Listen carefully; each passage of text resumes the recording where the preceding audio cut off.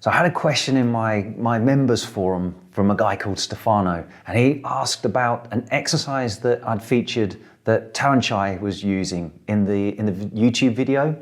That was the power-off press with perturbation. So it was a resistance band. There was a plate bouncing around on there. I'll cut that in for the video so you can see exactly what I'm talking about.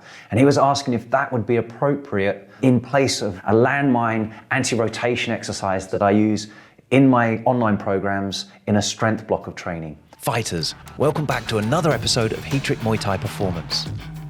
And Stefano had a number of questions that bounced around on this topic about the appropriate use of a core exercise in different blocks of training. So to explain how I tend to structure my training programs and how this matches with what I call the optimal fight camp blueprint, that's something you can download too. You can have a look at that.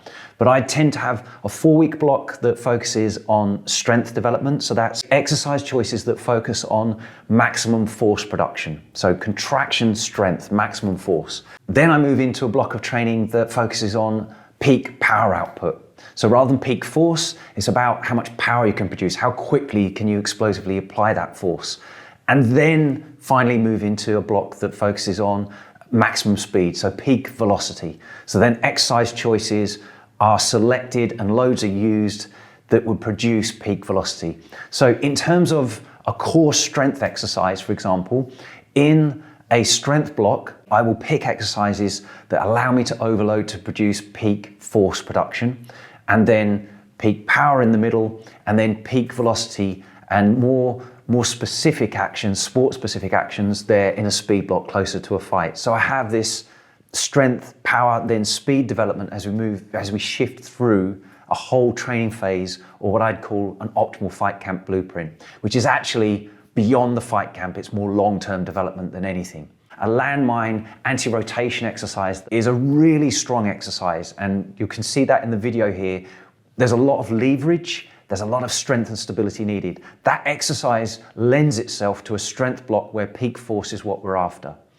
Whereas the Pavlov press with perturbation is more sport specific. It looks more like the kind of loading we'd expect to see in Muay Thai, but it's also not, you're not able to load that in the same way that you can do landmine anti-rotation. The question that Stefano had is which one was suitable for a particular block of training. It's not that any exercise can't be used in any particular block at all. If you load it correctly, you absolutely could use an anti-rotation landmine exercise in a speed block, but I would just lightly load it and move it quicker so we can get more velocity out of it. Whereas you can't load a Pavlov anti-rotation press to the same extent that you could do the landmine anti-rotation exercise. So you can use any exercise in any block. You just need to be clever about how you load them so that they suit the purposes of that block, so that you overload the quality that you need to develop in each one of those blocks. And we should be shifting the emphasis as you go through. So you can use any tool for any job, but it's just certain tools are more appropriate for certain jobs than others. So in my online programs and the programs I work with my clients face to face, I will pick certain exercises, load them in a certain way to get a certain job done.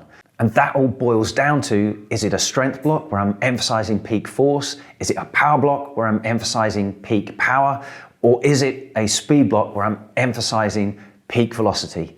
And it's the speed of movement is different as you shift through, from slower and heavier through to faster and lighter as you move through those blocks. So picking the right tool for the right job helps make that selection a lot easier. And of course, the other continuum is general to specific. So further away from the fight in a strength block, which is less specific to Muay Thai, we could be more general. The exercises would overload the qualities that we need in terms of peak force, but they also look less like Muay Thai. And then as we get closer to the fight, we want them to be faster. We're emphasizing speed, but they also want to create more dynamic correspondence, transfer the qualities raw qualities that we built further from the fight into something that will come out in the fight. And we need to just connect those dots so that the body's just not completely doing something that doesn't translate into the fight at all.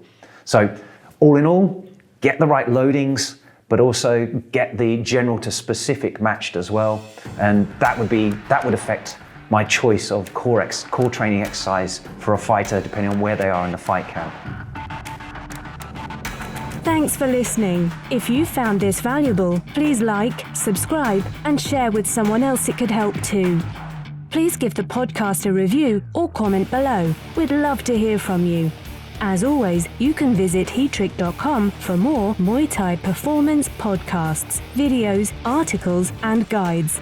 Catch you next time.